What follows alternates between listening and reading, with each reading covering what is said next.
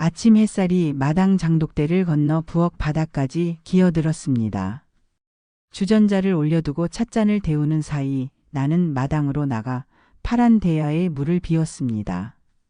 손끝에 닿는 물이 아직 차갑지 않아 다행이라 생각했습니다. 남편은 툇마루에 앉아 신문을 넘겼습니다. 숨 고르는 소리, 종이 넘기는 바스락, 장독대 위 참새 발소리가 또렷한 이 고요가 우리 둘의 노후였습니다. 그런데 그날 아침 나는 알지 못했습니다.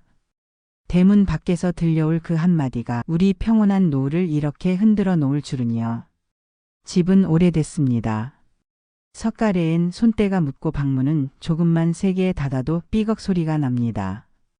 우리는 그 소리에 길들여 살았습니다. 여보, 오늘은 된장찌개로 하자. 남편이 말했습니다. 어제 삶아둔 시래기 있으니 그걸로 끓이면 되겠지. 나는 쌀을 일구어 밥통에 안쳤습니다. 밥물이 끓기 시작하면 집안 곳곳에서 김 냄새가 따라 나옵니다. 우리는 그 냄새 속에서 하루를 익힙니다. 아침 식탁은 소박합니다. 멸치볶음, 김치, 계란 부침 한 접시. 남편은 한 숟가락 뜨고 꼭 이렇게 말합니다. 이 맛이면 됐지. 그 말은 칭찬이면서 우리 삶에 대한 합의문입니다. 더 많이 갖지 못해도 덜 갖게 되어도 된다는 뜻. 그 한마디에 마음이 차분해집니다. 식사 뒤 남편은 뒷마당 레몬나무를 봅니다. 지난해 태풍에 부러진 가지의 흉터가 아직 선명합니다. 이놈도 버티는데 우리도 버텨야지. 그가 웃으면 나도 웃습니다. 버틴다는 말에는 지난 세월이 겹쳐 있습니다. 공장에 다니던 젊은 날 허리를 삐끗해도 새벽에 출근하던 남편의 뒷모습, 겨울마다 얼어붙는 수도를 주전자 들고 녹이던 새벽들이 떠오릅니다.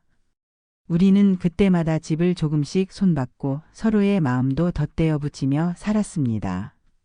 오늘은 경로당 체조를 가지 않기로 했습니다. 장롱 위 상자를 내려 먼지를 털었습니다.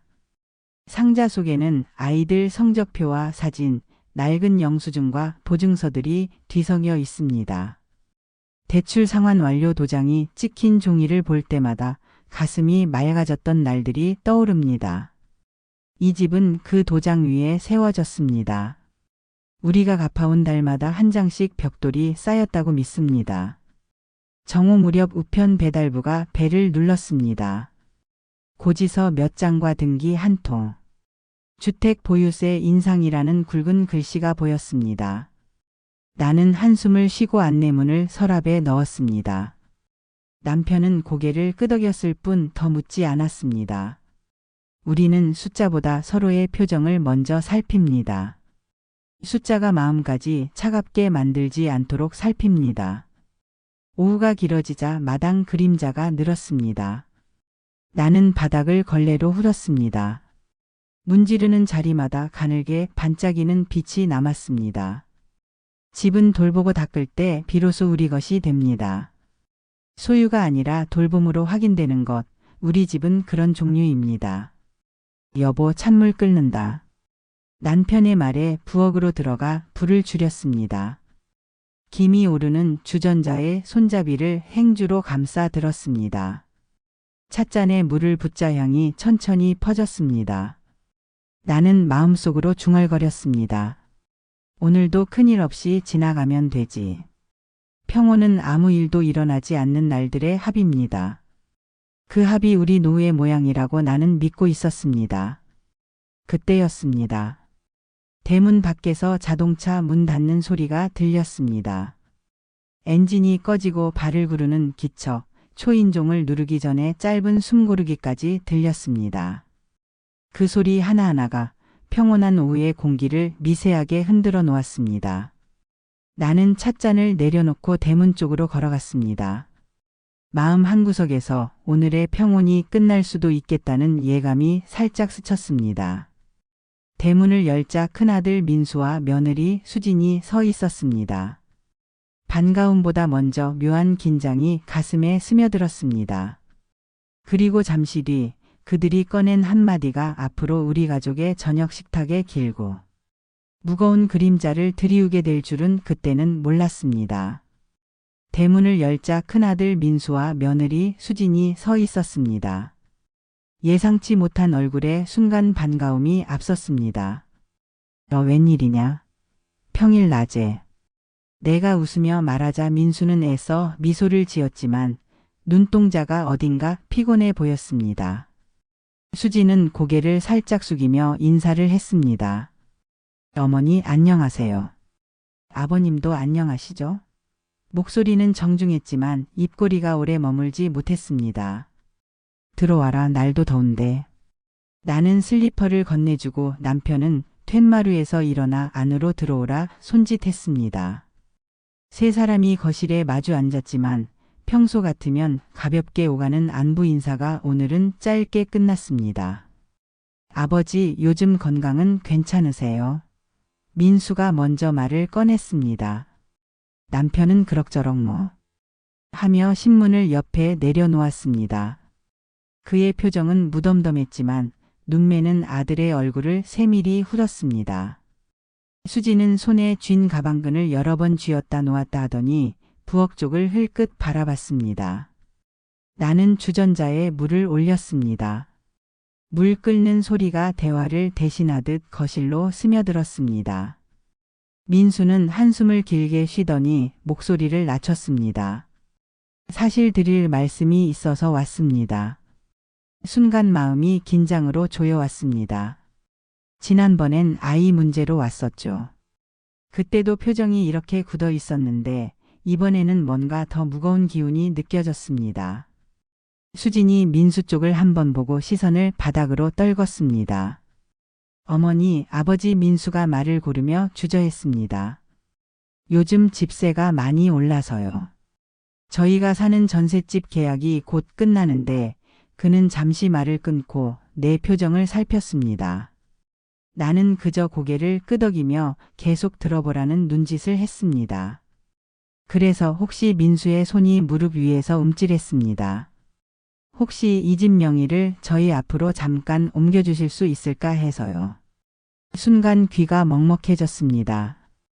등 뒤로 찬물이 끓는 소리가 더 크게 들렸습니다. 수지는 바로 시선을 들지 못하고 손끝을 꼼지락거렸습니다. 나는 속으로 천천히 숨을 들이켰습니다. 무겁고 낯선 단어가 우리 거실에 들어와 자리를 잡는 순간이었습니다. 명의를? 내 목소리가 생각보다 크게 나왔습니다. 민수는 황급히 손사래를 치며 말을 덧붙였습니다. 아니, 뭐 완전히 드린다는 건 아니고요. 세금 혜택도 있고 저희가 대출도 좀 더 잘 받을 수 있어서 상황 좀 나아지면 다시 돌려드릴게요. 남편은 잠자코 민수의 말을 듣고 있었습니다. 표정은 변하지 않았지만 무릎 위 손가락이 느리게 움직이고 있었습니다. 그는 대답 대신 찻잔을 들어 올려 한 모금 마셨습니다. 그게 그렇게 간단한 일은 아니지 않니? 내가 조심스레 말했습니다. 민수는 고개를 끄덕이면서도 눈빛은 여전히 절박했습니다. 알아요, 어머니. 그런데 정말 다른 방법이 잘 안 보여서요. 수진이 마침내 입을 열었습니다. 어머니, 저희도 이런 부탁드리기 싫었어요. 그런데 아이가 내년에 학교를 옮겨야 할 수도 있어서 그녀의 목소리는 점점 작아졌습니다. 나는 두 사람의 얼굴을 번갈아 바라봤습니다. 아들의 입술이 바짝 말라 있었고 며느리의 콧등에는 땀이 맺혀 있었습니다. 순간 지난 겨울 장독대 앞에서 남편과 나눈 대화가 떠올랐습니다. 이 집은 마지막까지 우리 손에 있어야지. 그 말이 오늘따라 더 무겁게 내려앉았습니다. 남편이 드물게 입을 열었습니다. 지금 당장 대답할 수 있는 일이 아니구나. 너희 사정은 알겠지만 우리도 생각할 시간이 필요하다. 목소리는 차분했지만 단단했습니다. 민수는 고개를 끄덕였지만 눈빛 속엔 미련이 스쳤습니다. 수진도 억지로 미소를 지었으나 그 웃음은 오래 머물지 못했습니다. 찬물의 김이 서서히 사그라지듯 대화의 온도도 내려갔습니다. 그러나 그 식어가는 기운 속에 나는 알아버렸습니다. 이 부탁은 단순한 금전의 문제가 아니라 우리 남은 세월의 모양을 바꾸려는 이야기라는 것을. 민수의 입에서 진명이라는 말이 또렷하게 흘러나오는 순간 가슴이 덜컥 내려앉았습니다. 그저 잠깐 세금 혜택을 위해서라는 설명이 따라붙었지만 제 귀에는 우리 앞으로 넘겨달라는 요구만이 크게 울렸습니다. 손끝이 저릿해졌고 찻잔을 쥔 손에 힘이 들어갔습니다. 민수야, 너 지금 무슨 말을 하는지 알아? 제 목소리는 스스로 들어도 날카로웠습니다. 평소라면 아들이 무슨 부탁을 하든 차분히 들어주려 했지만 이번만큼은 아니었습니다. 이 집은 남편과 저의 지난 세월, 땀과 한숨이 고스란히 스며 있는 곳이었으니까요. 민수는 제 표정이 굳어지자 잠시 말을 멈췄다가 한 발 더 다가앉았습니다. 어머니, 오해 마세요. 저희가 뺏으려는 게 아니라 형편이 너무 어려워서요. 그 말 속에 절박함이 묻어 있었지만 제 마음속 거부감은 오히려 더 짙어졌습니다. 수지는 옆에서 조심스레 덧붙였습니다. 정말 잠깐이에요. 상황 나아지면 바로 돌려드릴게요. 하지만 그 잠깐이 얼마나 길어질지 저는 이미 알고 있었습니다. 친척 중 한 분이 예전에 땅을 잠깐 빌려줬다가 평생 돌려받지 못한 일을 숱하게 들으며 살았으니까요. 남편은 제 옆에서 팔짱을 풀고 등을 곧게 세웠습니다. 경자, 잠깐만.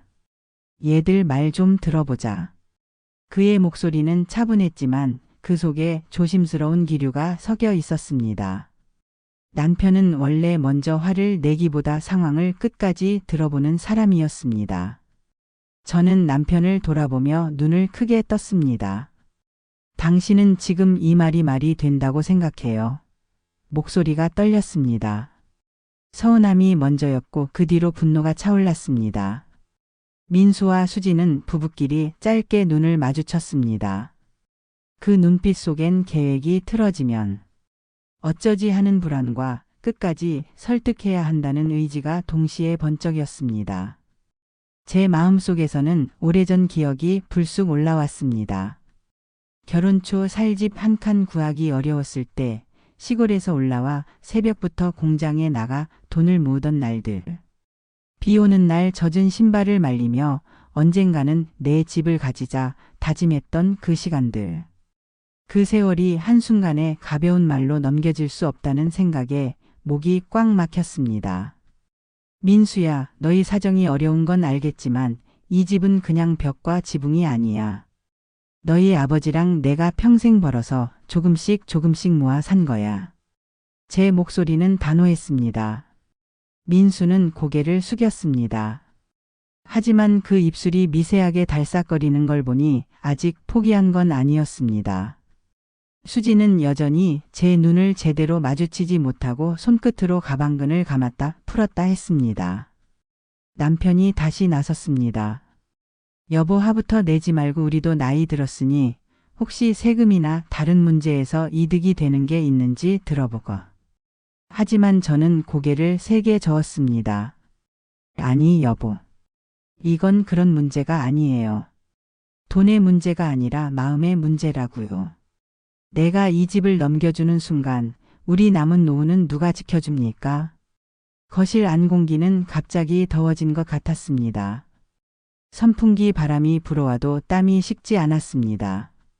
민수는 여전히 뭔가 더 말하고 싶어 했지만 제 단호한 표정 앞에서 그 말을 삼켰습니다. 그 순간 남편과 제 시선이 마주쳤습니다. 그의 눈빛은 한 번은 생각해보자였지만 제 눈빛은 그럴 수 없다였습니다. 오래같이 살아온 부부라 말하지 않아도 그 뜻이 통했습니다. 찻잔 속 녹차는 이미 식어 있었고 방 안에는 묵직한 침묵만이 남았습니다. 그 침묵 속에서 저는 이미 마음속 결론을 내리고 있었습니다. 이 집만큼은 절대 넘길 수 없다고 말입니다. 민수 부부가 잠시 자리를 비우고 거실에는 유난히 긴 여운이 남았습니다. 창밖으로 저녁 햇살이 기울어들며 거실 가득 붉은 빛이 번졌지만 제 마음속은 조금도 따뜻하지 않았습니다. 그 말이 아직도 귀에 맴돌았습니다. 집 명의라니 평생을 함께한 이 집을 그렇게 쉽게 이야기할 수 있는 건지 서운함과 분노가 번갈아 치밀어 올랐습니다. 그날 밤 남편은 소파에 기대어 조심스레 말을 꺼냈습니다. 여보, 민수 말이 좀 억지긴 해도 사정이 진짜 어려운 모양이더라. 저는 그 말에 고개를 천천히 돌려 그를 바라봤습니다. 어려운 집이 어디 한둘이에요. 게다가 그 애 혼자 있는 것도 아니잖아요. 제 말 속엔 말하지 않아도 알 수 있는 또 다른 이름이 숨어 있었습니다. 둘째 아들 민호. 민호는 지금 외국에서 살고 있습니다. 몇 해 전 좋은 조건으로 해외 지사에 발령받아 나간 이후로 쭉 그곳에 머물고 있습니다. 처음엔 2년 계약이었지만 회사에서 능력을 인정받아 거기서 집까지 장만하고 정착해버렸죠. 부인도 거기서 안정된 직장을 구했고 아이들도 국제학교에 다니니 굳이 돌아올 이유가 없다고 했습니다. 민호 얘기가 나오면 민수는 늘 표정이 굳어집니다. 오늘도 그랬습니다. 방금 전 대화 중에도 민호가 외국에서 잘 지낸다는 얘기를 꺼내자 민수의 눈빛이 단단하게 얼어붙었습니다.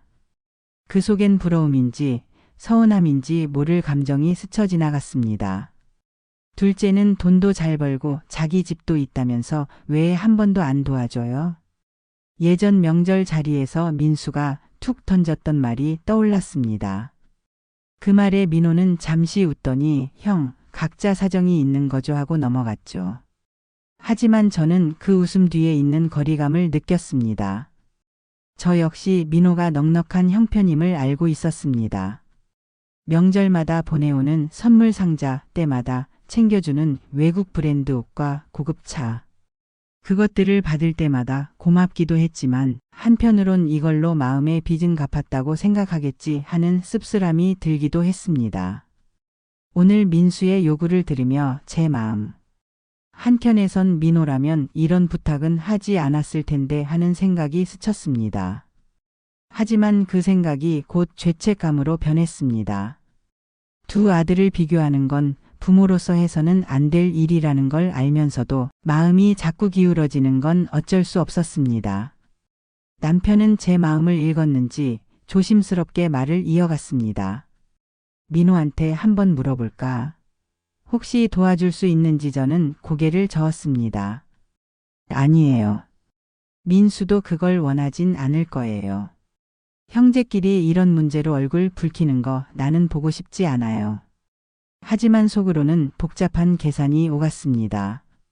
만약 민호가 조금이라도 보태준다면 이 집을 지킬 수 있을지도 모른다는 생각. 그러나 그 순간 또 다른 불안이 고개를 들었습니다. 만약 민호가 이 집을 사겠다고 하면, 그러면 형제 사이가 완전히 틀어지는 건 아닐까? 창밖에선 귀뚜라미 울음소리가 잦아들고 골목길 가로등이 하나둘 켜졌습니다. 집안은 고요했지만 제 머릿속은 전혀 고요하지 않았습니다. 그날 밤 저는 부엌 창가에 서서 멀리 어두운 하늘을 바라봤습니다. 해외에 있는 민호 가족이 떠오르고 방금 전 이 집 거실에서 보았던 민수 부부의 표정이 겹쳐졌습니다. 한쪽은 여유롭고 한쪽은 벼랑 끝에 몰린 얼굴. 그 사이에 끼인 저는 어디로 가야 할지 알 수 없었습니다. 민호에게 연락을 해야 할까 말까 손이 휴대폰 위에서 망설였습니다. 형제 간의 차이는 언제부터 이렇게 벌어진 걸까요? 자식들이 자라면서 각자의 삶을 산다고는 해도 부모 마음은 늘 공평하려 했습니다. 하지만 현실은 공평하지 않았고 그 차이가 오늘처럼 날카로운 순간을 만들어 버렸습니다. 그렇게 복잡한 생각 속에 있던 저에게 남편의 목소리가 거실에서 들려왔습니다. 여보, 저녁 준비하자. 저는 고개를 끄덕였지만 발걸음은 무겁게 식탁으로 향했습니다. 저녁 밥상 위에서 오늘의 대화가 다시 시작될 것만 같은 예감이 들었기 때문입니다. 부엌에서 된장찌개가 끓었습니다. 대파를 어슷 썰어 마지막에 넣고 뚜껑을 덮자 고소한 냄새가 김과 함께 퍼졌습니다. 반찬을 꺼내며 저는 일부러 바쁘게 움직였습니다. 손이 분주하면 마음도 덜 흔들릴 것 같았습니다. 남편은 밥 공기를 가지런히 놓고 수저를 맞췄습니다. 식탁 위 형광등 불빛이 반짝였고 그 아래에 우리 부부의 그림자가 길게 포개졌습니다. 문이 열리고 민수와 수진이 다시 들어왔습니다. 저녁은 먹고 가라. 말은 했지만 제 목소리는 매끈하지 못했습니다. 수진은 미소를 띄었으나 입꼬리가 곧 풀렸고 민수는 어색하게 목을 가다듬었습니다. 식탁에 둘러앉으니 숟가락이 그릇에 닿는 소리만 맑고 묵직했습니다. 아버지, 찌개 향이 진하네요. 민수가 덕담을 꺼냈습니다. 남편은 이 집 된장은 오래 숙성돼서 그렇다. 짧게 응했습니다. 그 말 끝이 조심스러웠습니다. 모두가 다른 말을 피하고 있다는 걸 아는 기색이었습니다. 저는 김치를 얇게 잘라 접시에 옮겼습니다. 칼끝이 도마를 치는 소리가 유독 날카롭게 들렸습니다. 민호는 요즘 어떠냐? 남편이 먼저 말을 붙였습니다. 저는 그의 의도를 알았습니다. 돌려 말해 분위기를 풀려는 시도였습니다. 민수는 숟가락을 내려놓고 짧게 웃었습니다. 뭐 잘 지내죠. 아이들도 영어가 줄줄. 웃음에 힘이 없었습니다. 수진이 곁눈질로 민수의 표정을 확인했습니다. 그래, 자리가 사람을 만든다더니. 남편이 말끝을 흐렸습니다. 이 대화가 어디로 흘러갈지 모두 알고 있었습니다. 저는 찌개를 떠서 민수의 그릇에 담아주었습니다. 김이 얼굴을 스치듯 지나가자 민수의 눈가에 땀이 맺혔습니다. 그 땀이 더운 탓인지 마음 탓인지는 알 수 없었습니다. 아버지, 어머니. 결국 민수가 고개를 들었습니다. 아까 드린 말씀 무리한 부탁이었던 거 압니다. 그래도 한 번만 더 생각해 주시면 좋겠습니다. 그의 목소리는 낮고 단단했습니다. 수지는 손등을 무릎 위에서 꼭 모았습니다. 손끝이 하얗게 질렸습니다. 저는 숟가락을 놓았습니다. 민수야, 된장찌개 맛이 왜 진한 줄 아니? 오래 묵힌 탓도 있지만 불 조절을 잘해서 그래. 너무 세면 탄내가 배고 너무 약하면 맛이 안 우러나. 내가 말하는 그 잠깐이 불세기 같아서 그래. 한번 세졌을 때 다시 약하게 돌리는 게 쉽지 않단다. 말은 조용했지만 제 속은 달아올랐습니다. 민수는 입술을 깨물었습니다. 저도 압니다. 쉽게 말한 거 아닙니다. 전세가 끝나가고 대출도 막히고 애가 학교를 옮길 수도 있어서요. 그는 눈을 들어 저를 똑바로 보았습니다. 저희가 이 집을 팔자는 말이 아닙니다. 명의만 잠깐만. 그 잠깐이 얼마나 긴지도 모른 채라서 문제다. 제가 말을 잘랐습니다. 민호 얘기를 꺼낸 건 너와 비교하려는 게 아니라 내가 스스로를 너무 몰아세우지 말란 뜻이었다. 그런데 너는 왜 내가 모자라서 우리가 거절한다고 생각하니? 내 말은 스스로에게도 어려운 질문이었습니다. 부모 마음의 공평함이란 늘 늦게 도착하니까요. 수진이 조심스레 끼어들었습니다. 어머니, 저희가 서류는 다 알아볼게요. 세금 문제도 변호사 통해서. 그녀가 말을 잇기도 전에 남편이 손을 들었습니다. 수진아, 서류는 나중 문제다. 우리한테는 이 집이 문서로만 남아있는 게 아니라서 그래. 남편의 목소리가 낮게 내려앉았습니다. 내 어머니가 이 마룻바닥을 몇 번을 닦았는지, 장독대에 소금 몇 대를 부었는지 그런 것들도 다 여기에 붙어 있다. 식탁 위에 잠시 정적이 내려앉았습니다. 시계 초침 소리가 유난히 크게 들렸습니다. 민수는 눈을 감았다가 떴습니다. 숨을 들이마시며 마음을 다잡는 모습이었습니다. 그럼 다른 방법을 같이 찾아볼 수 있을까요? 그는 힘주어 말했습니다. 저 혼자서는 아무래도. 찾아보자. 남편이 먼저 받았습니다. 저는 그 대답에 놀랐습니다. 남편은 늘 끝까지 들어보는 사람이었지만 오늘은 조금 빨랐습니다. 그는 제 쪽을 한번 바라보고 조심스럽게 덧붙였습니다. 단, 진명의 이야기는 여기서 끝내자. 그 선은 넘지 말자. 민수의 어깨가 눈에 띄게 내려갔습니다. 수진의 눈이 잠깐 반짝였습니다. 그러나 그 반짝임은 곧 불안으로 바뀌었습니다. 그럼 어떻게? 그녀의 말끝이 흐려졌습니다. 저는 수저를 다시 들었습니다. 내일 아침에 시장에 다녀오마. 니들 오는 길에 들르거든 점심 같이 먹자. 밥 먹으면서 다른 얘기를 하자.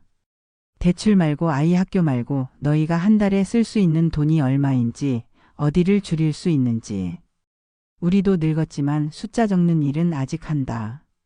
민수는 고개를 끄덕였습니다. 그러나 눈동자 어딘가가 여전히 흔들렸습니다. 그는 깊게 숨을 들이켰다가 갑자기 젓가락을 내려놓았습니다. 민호하고 먼저 얘기해 보겠습니다. 목소리에 단단한 결이 생겼습니다. 민호가 뭐라고 하는지 들어보겠습니다. 그 순간 식탁 위 공기가 한 번 더 변했습니다. 민호의 이름이 놓이는 자리마다 미묘한 기류가 흐릅니다. 비교의 칼날은 보이지 않지만 다들 그날을 스쳐본 얼굴을 하고 있었습니다. 남편은 말없이 물을 따랐고 저는 찌개 국물을 한 번 더 끓여 올렸습니다. 김이 피어오르며 잠시 시야가 흐려졌습니다. 나는 그 흐림 속에서 우리 가족의 내일을 더듬었습니다. 불을 세게 할지 약하게 줄일지 아니면 한동안 그대로 둘지. 수진이 부드럽게 말했습니다. 오늘 식사 감사합니다. 민수도 자리에서 일어나며 허리를 굽혔습니다. 문 앞에서 그가 잠깐 뒤돌아봤습니다. 눈빛의 다짐과 망설임이 같은 비율로 섞여 있었습니다. 내일 다시 연락드리겠습니다. 현관문이 닫히자 집 안은 즉시 고요를 되찾았습니다. 그러나 그 고요는 평온이 아니라 예비된 침묵이었습니다. 상길이 낮게 한숨을 쉬었습니다. 경자야, 오늘은 여기까지 하자. 저는 그 말에 고개를 끄덕였지만 손끝이 여전히 떨렸습니다. 저는 알았습니다. 이제 곧 누군가는 전화를 걸 것입니다. 형제 사이에 오래 묵힌 말들이 깨지는 소리가 아마 곧 들릴 것입니다. 다음 날 민수와 수진이가 들러 점심을 함께한 뒤 남편은 마당으로 나가 담배를 쥐었다 피우지 못하고 다시 주머니에 넣었습니다. 저는 싱크대 앞에 서서 손을 말리다가 거실에서 민수의 휴대전화 진동이 길게 울리는 것을 들었습니다. 소파에 앉아있던 민수가 휴대전화를 집어들고 화면을 한참 바라보다가 천천히 베란다 쪽으로 걸어갔습니다. 저는 불을 낮춰놓은 주전자 옆에서 그 뒷모습을 지켜보았습니다. 통화 버튼을 누르기 전 민수의 어깨가 한번 크게 올라갔다 내려앉았습니다. 형이다. 베란다 유리문이 살짝 닫히며 그의 목소리가 유리 사이를 타고 들어왔습니다. 바람이 스르륵 스며들고 말끝만 또렷이 남았습니다. 민호야, 잠깐 시간 되냐? 한동안 상대의 숨소리만 건너오는 듯 했습니다. 민수는 의자에 걸터앉지 못하고 베란다 난간을 잡았습니다. 손등에 힘줄이 도드라졌습니다. 그래. 잘 지내지? 애들? 응. 건조한 안부가 오갔고 곧장 본론으로 내려서는 기척이 들렸습니다. 사실 부모님 집 문제로 얘기 좀 하려고. 그 말에 제 심장이 작은 돌덩이처럼 툭 하고 떨어졌습니다. 남편이 마당에서 발소리를 죽여 거실로 들어왔고 저와 눈을 마주치자 TV 볼륨을 아주 작게 켰습니다. 화면만 번져나갔고 소리는 배경처럼 희미했습니다. 아니, 팔자는 건 아니고. 민수의 목소리가 더 낮아졌습니다. 명의를 잠깐 우리 쪽으로 대출이 막혀서 전세 만기라. 말끝이 흐려졌습니다. 나는 유리문 틈으로 민수의 옆얼굴을 보았습니다. 입술이 마른 흙처럼 갈라져 있었고 눈빛은 어딘가 멀리 박혀 있었습니다. 그 침묵 뒤로 들리는 민호의 목소리는 얇고 딱딱한 유리 조각 같았습니다. 단어는 들리지 않았지만 톤은 충분히 전해졌습니다. 차분하지만 선을 긋는 그런 목소리였습니다. 아니, 그런 뜻이 아니라 민수가 황급히 말을 이었습니다. 부모님이 힘들어 하시니까 내가 좀 도와줄 수 있나 해서. 그의 손가락이 난간을 2번, 3번 두드렸습니다. 딱딱. 그 작은 소리가 제 속의 불안과 박자를 맞췄습니다. 잠깐의 정적 뒤에 민수의 어깨가 더 무거워졌습니다. 알지. 너도 사정 있지. 아이들 학비에 집 대출에. 그는 억지로 웃으려 했지만 목소리에 금이 갔습니다. 그래도 형제끼리 말이 거기서 멈췄습니다.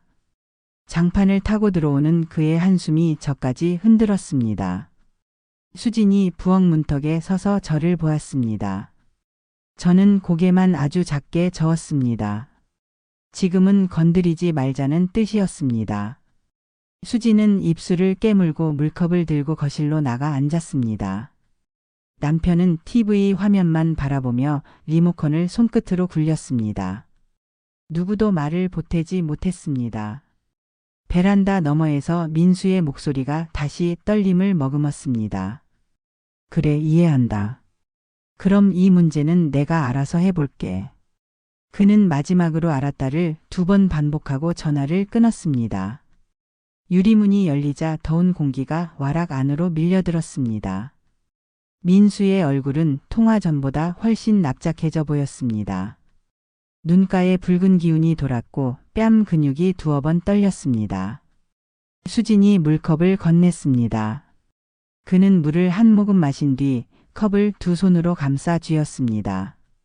컵 벽을 타고 내려간 물방울이 그의 손가락 마디에 맺혔습니다. 민호가 뭐래니? 남편이 조심스레 물었습니다. 민수는 머리를 긁적이며 씁쓸하게 웃었습니다. 회사가 바쁘대요. 애들 학비도 크고 집도 아직 대출이 남았고 뭐 다들 사정이 있죠.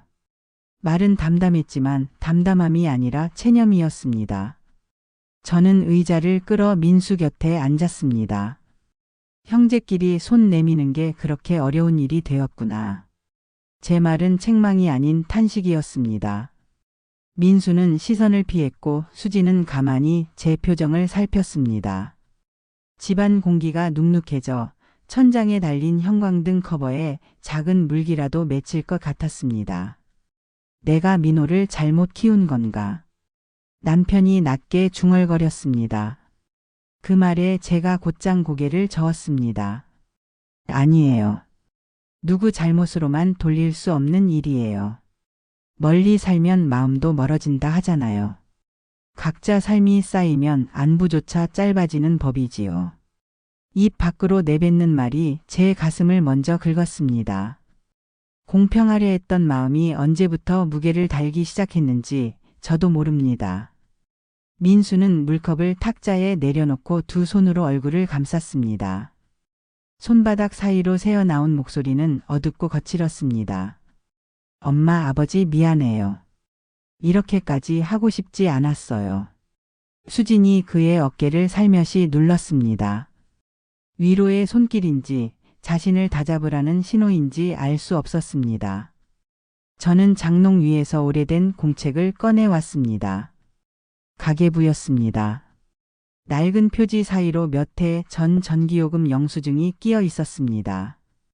숫자들은 잉크가 발에 희미했지만 그 숫자를 채우며 버틴 우리 시간이 분명히 적혀 있었습니다. 내일은 이걸 같이 보자. 줄일 수 있는 데가 어디인지, 빼먹는 구멍이 어디인지. 명예 얘기는 오늘로 끝이다. 대신 살 길은 찾자. 제 목소리는 단단했습니다. 남편이 고개를 크게 끄덕였습니다. 민수는 잠시 침묵하더니 마침내 네 하고 짧게 대답했습니다. 그 한마디에 온 힘을 실은 듯 했지만 어깨가 더 무겁게 내려앉았습니다. 저는 그 무게를 손바닥으로 덜어낼 수만 있다면 좋겠다고 생각했습니다. 그러나 부모의 손이 자식의 짐을 모두 들어줄 수는 없습니다. 대신 방향을 바꿔줄 수는 있습니다. 그 사실을 저는 늦게나마 배웠습니다. 밤이 완전히 내려앉아 골목에 가로등이 켜졌습니다. 초록빛이 마당의 레몬나무 잎에 닿아 반짝였습니다. 벌레 소리가 일정한 간격으로 집 안을 맴돌았습니다. 남편은 창문을 닫고 커튼을 반만 쳤습니다. 베란다 유리문에 우리 셋의 윤곽이 겹겹이 비쳤습니다. 서로의 그림자가 포개졌다 흩어지는 것을 한참 보았습니다. 그때 문득 마음이 한쪽으로 기울었습니다. 내가 누군가에게 털어놓아야겠다. 가족끼리 부딪힌 말들은 제자리로 돌아오기까지 오래 걸립니다. 내일은 장을 보러 나가며 오래 함께 살아온 동네 친구 순자에게 잠깐 들러야겠다고 생각했습니다. 그 사람은 말을 길게 하지 않지만 해야 할 말과 하지 말아야 할 말을 구분할 줄 아는 이였습니다. 다음 날 아침 공기가 약간 서늘했습니다. 마당에 물을 뿌리고 문을 닫는데 흙냄새와 젖은 장독대에서 올라오는 짭짤한 향이 뒤섞여 코끝을 스쳤습니다. 마음을 다잡으려면 손부터 움직여야 한다는 걸 저는 압니다. 장바구니를 들고 시장 골목으로 나섰습니다. 이 시장은 제 오랜 지인들로 가득합니다. 가게마다 아주머니, 오늘은 늦으셨네요 하는 인사를 건넸습니다. 저는 웃으며 손을 흔들었지만 마음은 여전히 무거웠습니다.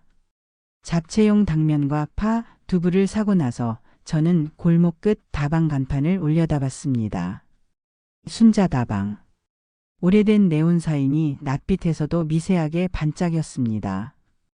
유리문을 밀고 들어가자 바닥 왁스 냄새와 커피 향이 함께 몰려왔습니다.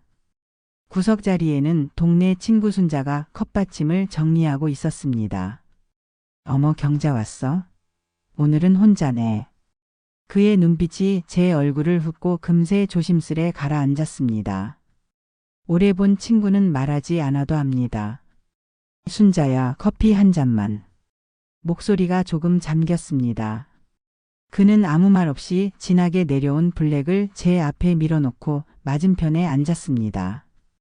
컵 가장자리에 입술을 대는 순간 밤새 눌러두었던 말들이 비집고 올라왔습니다. 저는 담담히 얘기를 풀어놓았습니다. 큰아들 민수의 부탁명의 얘기가 식탁에 올라온 방식, 베란다에서 둘째 민호에게 전화를 걸던 아이의 굽은 어깨, 그리고 대답 대신 늘어났던 침묵까지. 순자는 중간에 끼어들지 않았습니다. 컵받침을 양손으로 맞물며 가끔 천천히 고개를 끄덕였을 뿐입니다. 한참을 듣고 난 뒤에야 순자가 입을 열었습니다. 경자야, 한 번 주면 다시 못 돌린다. 내 말 거칠게 들려도 어쩔 수 없어. 우리 손님 중에도 잠깐 명예 돌렸다가 평생 돌려받지 못한 사람이 여럿이야. 그는 설탕 스푼을 들어 탁 하고 컵 가장자리에 가볍게 부딪혔습니다. 사람 사는 게 다 사정이지. 그런데 집은 사정으로 흔들면 안 돼. 노후는 마음이 아니라 서류로 지키는 거야. 저는 그 말이 서늘하게 박히는 걸 느꼈습니다.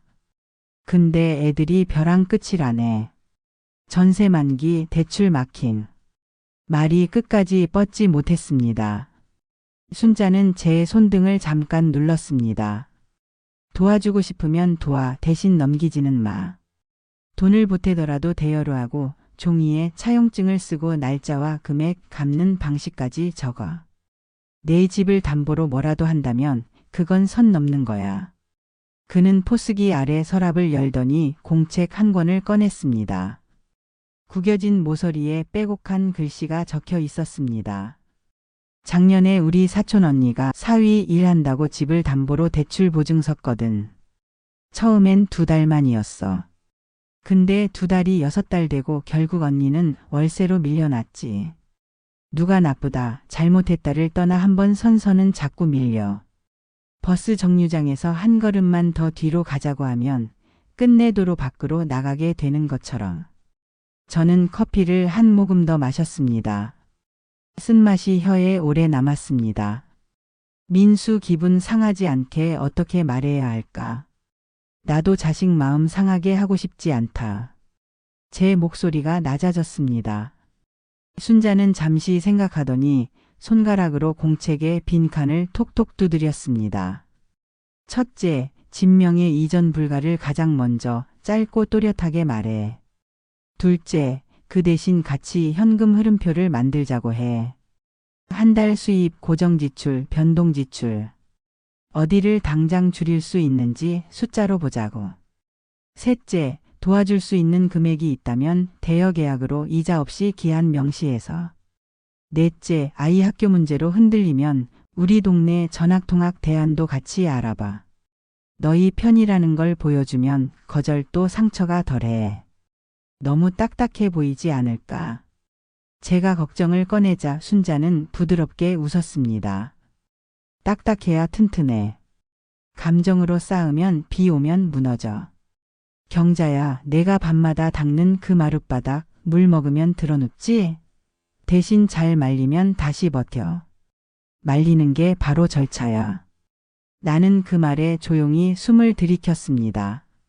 절차. 우리는 늘 정으로 버텼지만 이제는 노후가 걸려 있습니다. 정만으로 지키기엔 너무 큰 마지막 울타리였습니다. 창밖으로 장날 사람들이 오가며 짐을 끌었습니다. 아이가 울다 그치고 야채가게 사장이 호객을 외쳤습니다. 세상은 여전히 분주하게 살아가는데 내 마음만 길을 잃은 듯 했습니다. 민호는?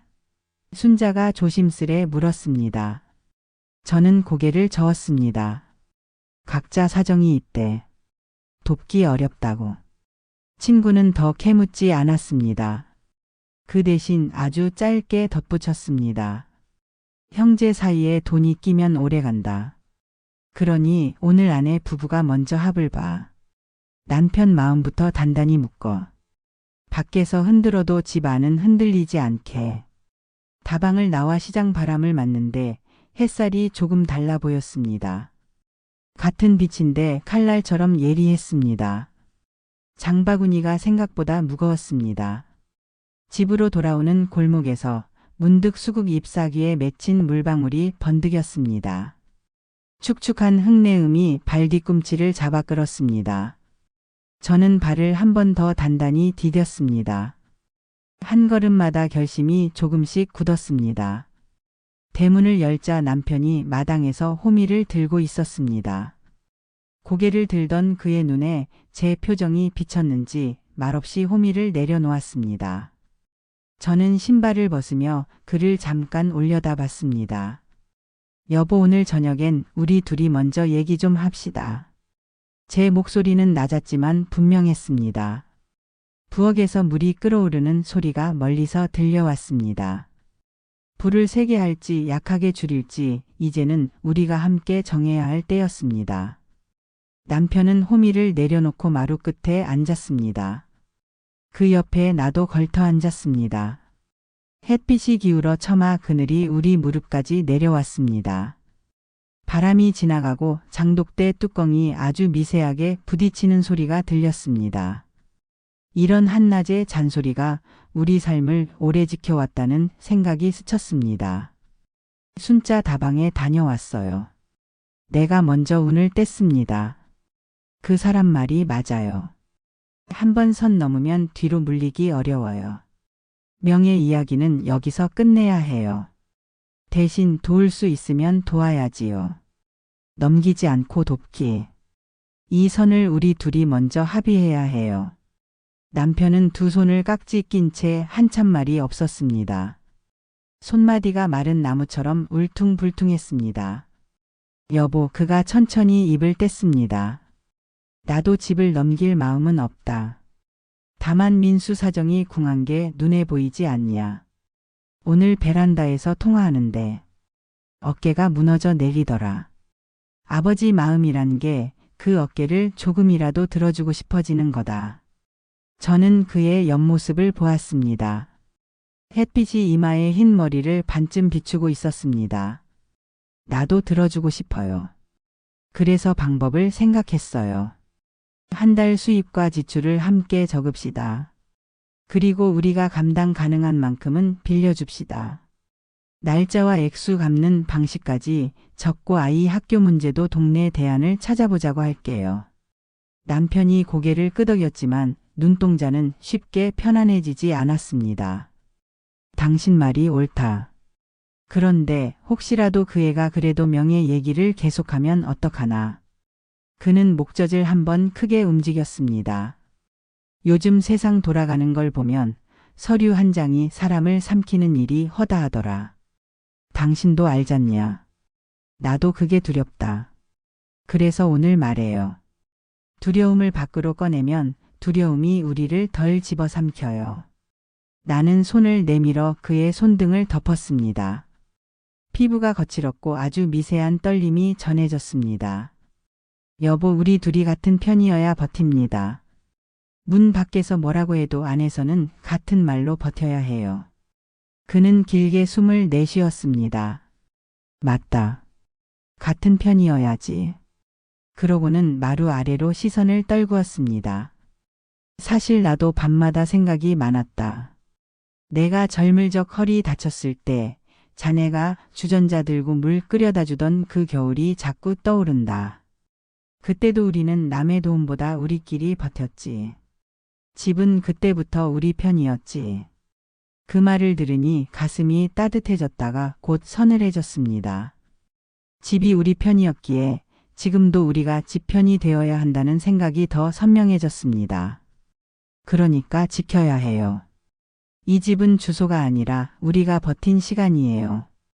잠시 침묵이 흘렀습니다. 새가 전깃줄을 스치며 푸드덕 날아갔고 골목 어귀에서 오토바이 소리가 잦아들었습니다. 남편이 갑자기 허리를 세웠습니다. 여보, 그래도 한 번은 아이들 말도 들어보자. 변호사니 세금 혜택이니 하는 얘기 우리가 모르는 게 있을 수도 있잖냐. 완전히 문을 닫아버리면 오히려 더 세게 밀어붙일 수도 있다. 저는 잠깐 생각했습니다. 닫힌 문은 기어이 발을 차게 만드는 법입니다. 좋아요. 듣는 자리는 만들지요. 단 선을 분명히 할 거예요. 명예 이전은 불과 이 한 문장은 시작에 두겠어요. 그리고 그 다음 얘기를 할게요. 대여 범위, 방법, 기간. 우리 방식대로요. 남편이 입가에 아주 옅은 안도 같은 것이 스쳤습니다. 그래. 그렇게 하자. 그는 마당가에 세워둔 오래된 접이의자를 가리켰습니다. 저걸 버릴까 말까 늘 망설였는데 오늘 보니 아직 쓸모가 있어 보인다. 우리도 그렇겠지. 나이 들었어도 아직 할 수 있는 일이 있다. 나는 웃었습니다. 바람이 더 서늘해졌습니다. 부엌에서 전기포트가 삑 소리를 냈습니다. 차 한 잔 더 할까요? 내가 일어서자 남편이 내 손목을 살짝 잡았습니다. 여보, 내일 민수가 다시 오자고 하면 등기소에 같이 가줄래? 그가 조심스럽게 물었습니다. 거기까지 가서 우리 입으로 직접 선을 긋자. 남들이 뭐라 하기 전에 우리가 먼저. 그 물음에 가슴이 한 번 더 내려앉았습니다. 등기소라는 단어는 우리의 결심을 시험대 위에 올리는 말처럼 들렸습니다. 하지만 도망치지 않기로 오늘 마음속에 도장을 찍은 참이었습니다. 갑시다. 가서 듣고 가서 거절합시다. 서류가 우리를 흔들기 전에 우리가 서류를 똑바로 볼 거예요. 남편이 천천히 고개를 끄덕였습니다. 해가 완전히 지기 전 마당에 레몬잎이 마지막 빛을 반사했습니다. 집 안으로 들어오자 찻잔에서 은은한 향이 올라왔습니다. 저는 컵을 2개 놓고 식탁 위에 빈 노트를 펼쳤습니다. 표지에 조용히 적었습니다. 우리의 선, 우리의 방법. 그 글자가 조심스레 자리 잡는 것을 보며 마음 한쪽이 조금 가벼워졌습니다. 창밖이 어둑해졌습니다.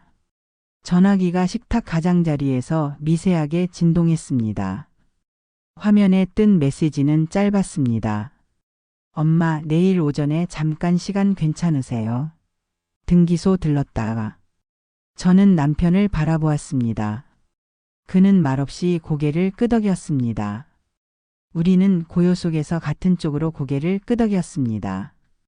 내일 그 문턱 앞에서 우리의 선을 또렷하게 긋겠다는 약속과 함께 아침 공기는 유난히 메말랐습니다. 대문을 나서며 숨을 들이켰지만 가슴 깊숙이까지 바삭하게 마르는 느낌이 들었습니다. 민수가 운전석에 앉아 있었고 수지는 뒷좌석 문을 열어 저를 태웠습니다. 남편은 조수석에 조심스레 몸을 싣고 안전벨트를 채웠습니다. 문이 닫히는 소리마저 딱딱했습니다. 출발 전 저는 손가방 안에 넣어둔 작은 공책을 한 번 더 눌러보았습니다. 어젯밤 표지에 적은 글씨 우리의 선, 우리의 방법이 손끝에 다시 닿았습니다. 등기소 앞에는 이른 시간인데도 줄이 길었습니다. 자동문이 열리며 토너 냄새와 종이 먼지, 아침에 막 켠 형광등의 싸늘한 기운이 한꺼번에 얼굴을 스쳤습니다.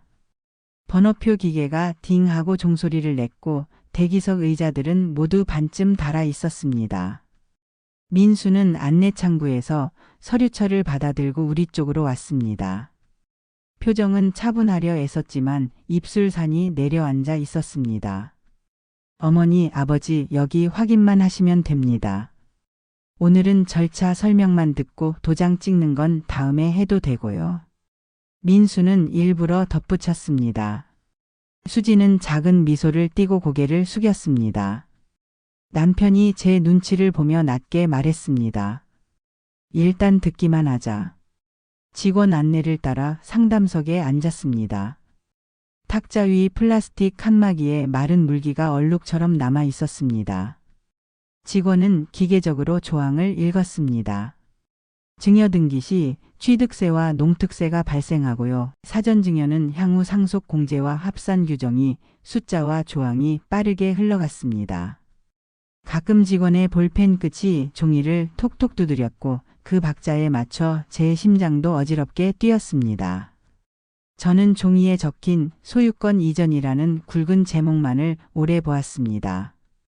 제목 아래 빈칸들이 나를 기다리는 입처럼 벌려 있었습니다. 어머니 성함 여기에 자필로 써주세요. 직원이 미지근한 미소로 펜을 건넸습니다. 펜 끝이 내 손바닥을 살짝 스쳤습니다. 남편이 아주 미세하게 기침을 했고 저는 그 소리에 고개를 들었습니다. 민수의 눈이 제 손끝에 꽂혀 있었습니다. 그 눈빛에는 간절함과 공포가 섞여 있었습니다. 이 선을 넘기면 살 길이 트인다는 믿음과 넘기지 않으면 끝장이라는 초조가 동시에 흔들렸습니다. 저는 펜을 들었다가 다시 내려놓았습니다. 직원 양반, 혹시 명예 이전 없이 자식이 일시적으로 도움이 될 수 있는 다른 방법은 없습니까? 내 목소리는 생각보다 또렷했습니다. 직원은 잠깐 눈을 깜박이더니 체크리스트를 넘겼습니다. 근저당 설정이나 임대차 보증금 조정, 가족 간 금전 소비 대차 계약 같은 방법이 있습니다만 오늘은 이전 등기 상담이라. 그는 자연스럽게 다시 서류 첫 장을 펼쳤습니다. 펜이 다시 내 앞에 놓였습니다. 잉크 냄새가 코끝에 박혔습니다. 저는 한 번 더 깊게 숨을 들이켰습니다. 어젯밤 마루 끝에 앉아 남편과 나눴던 말들이 선명히 떠올랐습니다. 넘기지 않고 돕기. 명의는 불가. 그 문장이 오늘을 버티기 위한 내 기둥이었습니다. 미안하다. 저는 아주 조용히 말했습니다. 그리고 직원 쪽으로 고개를 돌려 또렷하게 덧붙였습니다. 이전 등기는 진행하지 않겠습니다.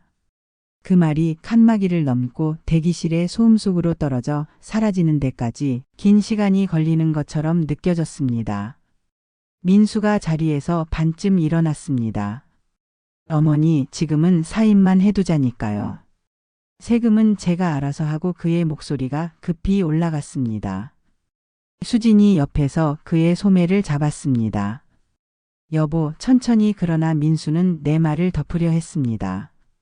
잠깐만 넘기는 거예요. 제가 약속했잖아요. 상황만 정리되면. 그 잠깐이 얼마나 길어질지 모른다. 나는 그의 말을 부드럽지만 단단하게 잘랐습니다. 우리는 집을 담보로 너를 돕고 싶지 않다. 대신 다른 방법은 함께 찾자. 오늘도 그 얘기를 하려고 나왔다. 민수의 어깨가 굳어졌습니다. 눈동자가 빠르게 흔들렸습니다. 그 얼굴에서 어린 시절 민수가 처음 넘어져 무릎을 까진 날의 울음이 겹쳐졌습니다. 그때 나는 소독약이 따가울까 봐 손등으로 바람을 불어주며 고개를 돌리라 했습니다. 오늘도 나는 그에게 고개를 다른 쪽으로 돌리라고 말하고 싶었습니다. 이 길 말고 다른 길을 보자. 직원은 조심스레 서류철을 닫았습니다. 결정되면 다시 방문하세요. 무표정한 말 속에서 나는 오히려 안도의 숨을 쉬었습니다. 남편이 아주 조용히 그래, 오늘은 여기까지. 라고 말했습니다. 그의 손이 내 등 뒤에서 짧게 멈췄다 떨어졌습니다. 그 손길이 내 결심을 확인해주는 도장처럼 느껴졌습니다. 밖으로 나오니 햇빛이 정수리를 강하게 눌렀습니다. 횡단보도 앞에 서자 자동차 바퀴 소리가 뜨거운 도로 위를 긁는 듯 했습니다. 민수는 신호등을 기다리며 말을 꺼냈습니다. 어머니, 아버지 결국 이렇게 나오시네요. 그의 웃음은 말랐고 혀끝은 거의 피맛을 삼키는 듯 했습니다. 수지는 입술을 깨물며 제 눈을 피했습니다. 민수야. 남편이 낮게 불렀습니다. 우리는 너를 돕지 않겠다는 게 아니다. 다만 집은 집. 민수가 말을 잘랐습니다. 결국 집이 전부네요. 저는요? 제 가족은요? 그의 목소리가 갑자기 높아졌습니다. 횡단보도에 있던 사람 몇이 우리를 돌아봤습니다. 수진이 팔을 잡아 내리려 했지만 그는 한 발짝 뒤로 물러나며 고개를 저었습니다. 민호는 외국에서 잘난 척하고 부모님은 늘 민호만 보고 저는 언제까지 버려진 쪽이어야 해요. 그 말은 내 심장에 날카롭게 박혔습니다. 공평하려 애썼던 기억들이 한꺼번에 떠올랐습니다. 생일 케이크에 꽂힌 촛불 개수, 교복을 맞추러 갔던 날의 봉투, 군대 면회 때 들고 갔던 과일 상자 무게까지. 그러나 그 기억들이 지금 이 횡단보도 위에서 방패가 되어주지는 못했습니다. 신호가 바뀌었고 우리는 길을 건넜습니다. 건너편 그늘 아래서 민수의 호흡이 점점 거칠어졌습니다. 좋아요. 그럼 각자 알아서 합시다. 그의 눈빛이 날아들어와 꽂혔습니다. 수진이 놀라 제 쪽을 보았고 남편은 민수의 어깨를 붙잡으려 손을 뻗었습니다. 그러나 민수는 한 발 더 물러섰습니다. 오늘 저녁에 다시 뵙겠습니다. 마지막으로 제 얘기를 끝까지 들어주세요. 오늘처럼 중간에 자르지 말고. 그가 등을 돌리며 걸음을 재촉했습니다. 햇빛이 그의 등 위에서 부서졌습니다. 수지는 망설이다가 뒤따랐고 우리는 한동안 그 두 사람의 뒷모습이 사라질 때까지 그늘에 서 있었습니다. 남편 이 손이 내 손등을 더듬었습니다.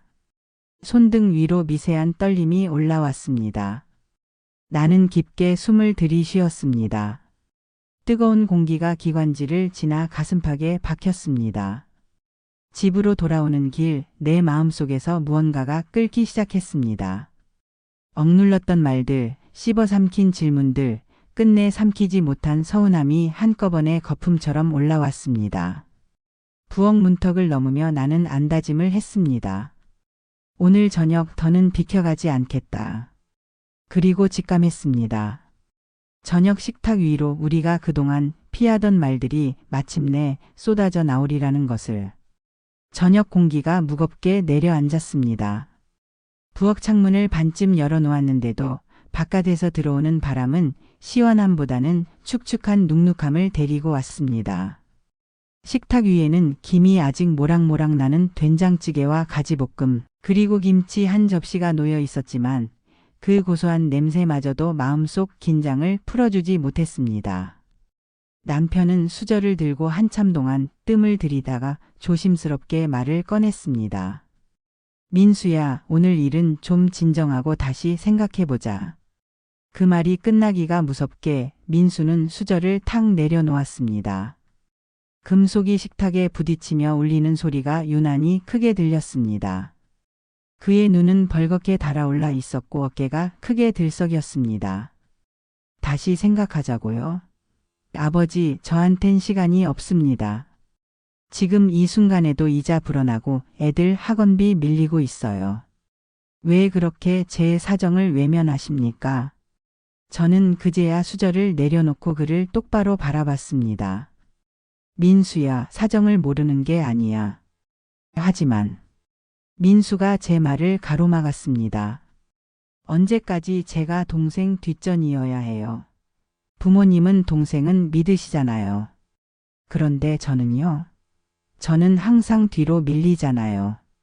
그 순간 가슴속에서 무언가가 확 치밀어 올랐습니다. 억눌렀던 말들이 혀끝에까지 차올라 숨이 가빠졌습니다.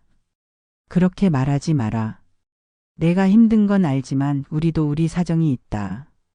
이 집이 그냥 집이 아니라 우리가 평생 모은 전부야. 내 아버지랑 밤낮 없이 일해서 빚 다 갚고 겨우 내 이름으로 만든 집이라고. 민수는 헛웃음을 흘리며 고개를 저었습니다. 그러니까요. 그 집이 전부니까 저는 아무것도 못 받는 거네요. 받고 안 받고의 문제가 아니다. 제 목소리가 떨렸습니다. 손끝이 저릿하고 심장이 귀 옆까지 뛰어올랐습니다. 내가 집을 가져가면 우리는 갈 데가 없다. 늙어서 전세 살며 살라고? 너는 그 생각해봤냐? 순간 식탁 위 공기가 뜨겁게 끓어올랐습니다. 남편이 급히 나섰습니다. 둘 다 그만해. 이게 밥상머리에서 할 말이냐? 여보, 당신도 흥분 가라앉혀. 민수야, 너도 목소리 낮춰라. 하지만 민수는 남편 이 말을 듣지 않았습니다. 아버지, 저도 자존심이 있습니다. 이렇게까지 매달리는 거 정말 하기 싫었어요. 그런데 부모님이 절 안 도와주면 누가 도와줍니까? 제가 못 사는 게 다 제 책임입니까? 저는 눈을 질끈 감았습니다. 눈꺼풀 안쪽이 뜨겁게 달아올랐습니다. 내 잘못만은 아니지. 하지만 우리도 너를 다 끌어안을 여력이 없다. 너를 돕고 싶지만 방법이 잘못됐다는 거다. 민수의 손이 주먹으로 변했습니다. 식탁 밑에서 무릎 위로 전해지는 그 긴장이 느껴졌습니다. 수지는 옆에서 말없이 물만 들이켰습니다. 그녀의 시선은 밥그릇에 꽂혀 있었지만 그 속에는 불안이 짙게 깔려 있었습니다. 남편이 한숨을 내쉬며 제 쪽을 보았습니다. 여보, 오늘은 그냥 민수 얘기를 들어보자. 아니요. 저는 단호하게 고개를 저었습니다. 들으면 결국 마음이 흔들릴 거예요. 그리고 난 이미 내 마음이 얼마나 쉽게 무너지는지 잘 알아요. 그 말에 민수의 표정이 굳었습니다. 마치 마지막 기대가 무너진 사람처럼. 그는 젓가락을 밥그릇 위에 놓더니 자리에서 일어섰습니다. 그럼 됐습니다. 오늘 이 대화는 여기서 끝이네요. 그가 방문을 열고 나가는 순간 의자 다리가 마루를 긁는 소리가 유난히 날카롭게 들렸습니다. 수진이 조용히 따라 나갔고 부엌에는 저와 남편만이 남았습니다. 저는 가슴을 진정시키려 숨을 깊게 들이마셨지만 대신 울컥하는 울음이 목구멍을 막았습니다. 남편이 제 어깨에 손을 얹었습니다. 여보, 나도 당신 마음 알아. 그런데 민수가 저렇게까지 매달리는 데는 아마 우리가 모르는 사정이 있을 거야.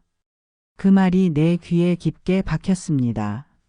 모르는 사정. 정말 우리가 모르는 이야기가 있는 걸까?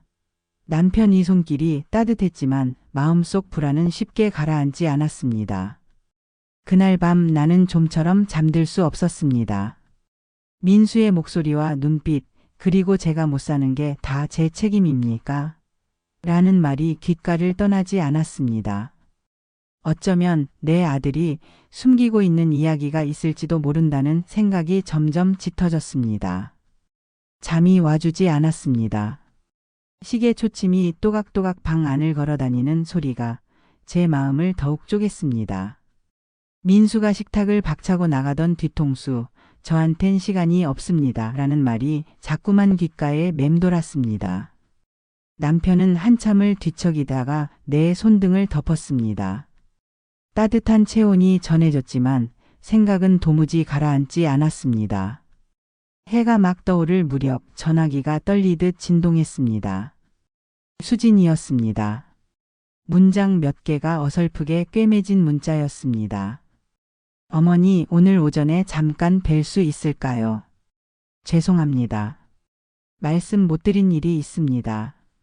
저는 남편과 눈빛을 나누고 씻지도 못한 얼굴에 잠깐분을 바르고 나섰습니다. 민수네 아파트 복도는 차가웠습니다. 현관문을 열자 소독약 냄새가 묻어있는 공기가 먼저 밀려들었습니다. 신발장 위에는 미처 치우지 못한 영수증과 병원 안내문이 흩어져 있었습니다. 수지는 밤새 울었는지 눈두덩이 부어 있었습니다. 민수는 창가에 서서 허리를 굽힌 채 한 손으로 관자놀이를 지그시 눌렀습니다. 그의 등허리는 밤사이 더 납작해진 듯 했습니다. 식탁 위에 펼쳐진 서류들이 제 눈앞에 놓였습니다. 입원 진료비 계산서, 항암치료 안내, 비급여 항목 내역. 낯선 단어들이 검은 잉크로 벌집처럼 모여 있었습니다. 순간 심장이 뚝 떨어진 듯 멎었습니다. 귀가 멍해지고 식탁 위 종이들이 서서히 번져 보였습니다. 수진이 손을 모아 쥐고 말을 이었습니다. 어머니, 제가 한동안 치료를 받았어요. 짧은 숨을 삼킨 뒤 그녀의 입술이 떨렸습니다.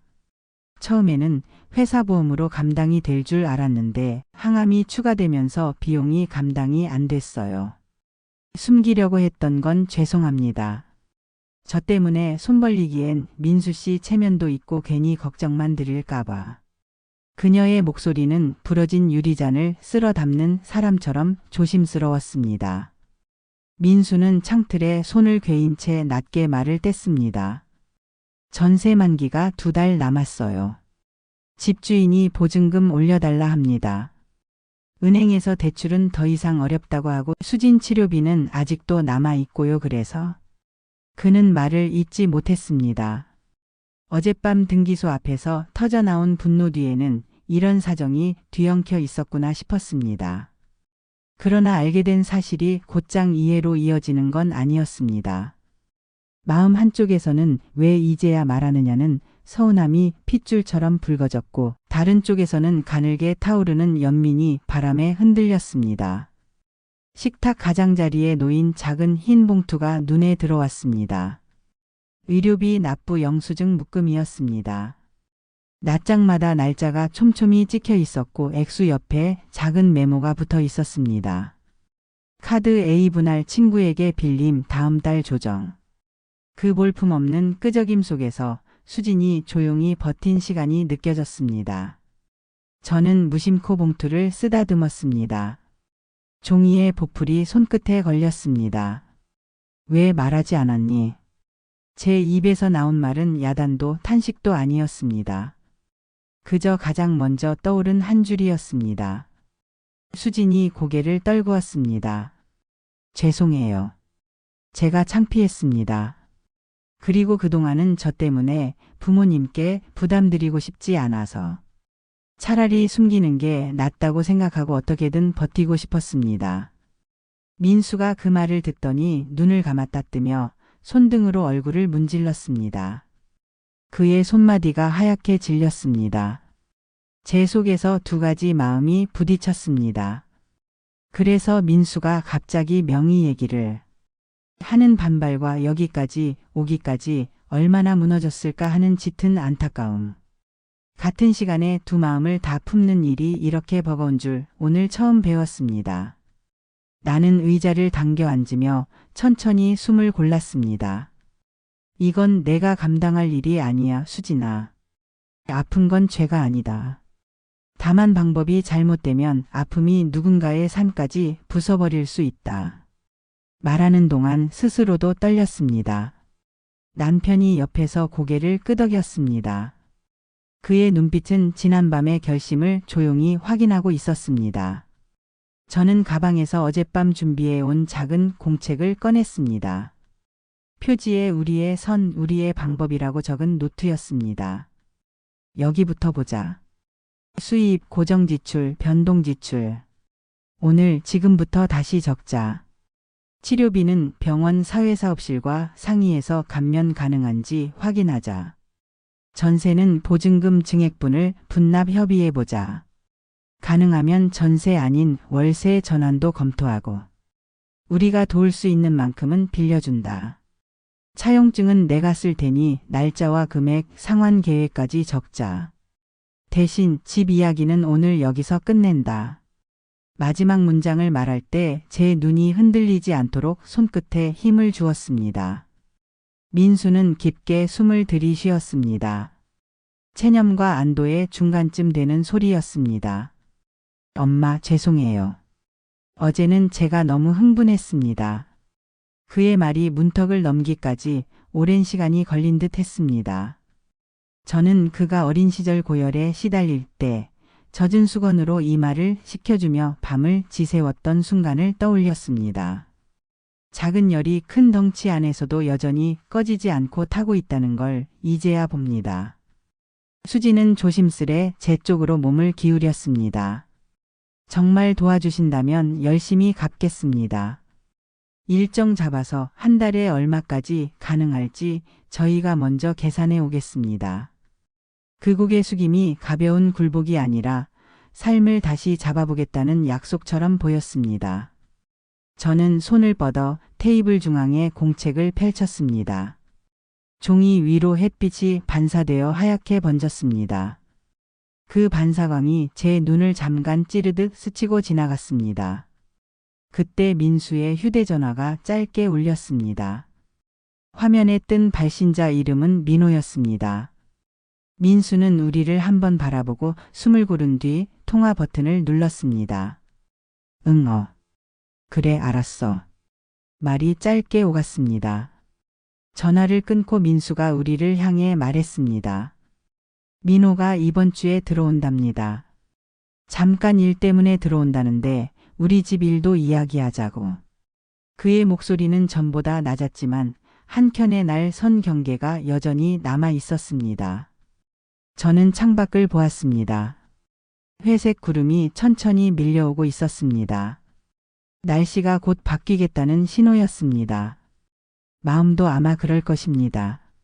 누구의 탓도 아닌 비가 내리듯 우리 네 사람의 얼굴 위로 다른 빛이 드리울 것 같았습니다. 저는 공책 첫 장에 천천히 글자를 적었습니다. 오늘 다시 시작. 그리고 조용히 생각했습니다. 민호가 들어오면 우리 네 사람의 말이 어디로 흘러갈까? 다음 만남의 공기가 어떤 색이 될지 제 손은 벌써 조심스레 식탁보에 주름을 펴고 있었습니다. 공항의 공기는 늘 묘하게 무겁습니다. 유리벽 너머로 밀려오는 인파, 여기저기서 들려오는 외국어, 바퀴 굴러가는 소리와 방송. 안내 멘트가 겹쳐서 마음이 분주해집니다. 남편과 저는 게이트 앞에 서서 민호를 기다렸습니다. 몇 년 만인지 손끝이 괜히 서늘해져 주머니 안에서 주먹을 쥐었습니다. 먼발치에서 검은 모자를 눌러쓴 남자가 보였습니다. 회색 롱코트를 걸친 채 캐리어를 한 손으로 끌며 고개를 두리번거렸습니다. 민호였습니다. 예전보다 살이 조금 빠지고 턱선이 더 날카로워진 모습이 낯설었습니다. 저를 보자 그는 잠깐 멈칫하더니 얇게 웃었습니다. 그 웃음이 환영인지 형식인지 저로서도 단번에 알 수 없었습니다. 엄마. 낯선 억양이 묻어있는 목소리가 귀에 닿았습니다. 외국에서 오래 지낸 티가 나는 발음이었습니다. 저는 그의 손을 잡았습니다. 손등에 남은 건조한 촉감과 공항 특유의 건조한 바람 냄새가 섞여 들어왔습니다. 남편은 말없이 아들을 끌어안았습니다. 잠시 세 사람의 그림자가 유리벽에 겹쳐 있었습니다. 차 안에서 민호는 창밖만 바라봤습니다. 고개를 돌리지 않고 짧게 대답하는 버릇은 여전했습니다. 한국 날씨 생각보다 춥네. 내가 떠날 때도 겨울이었지.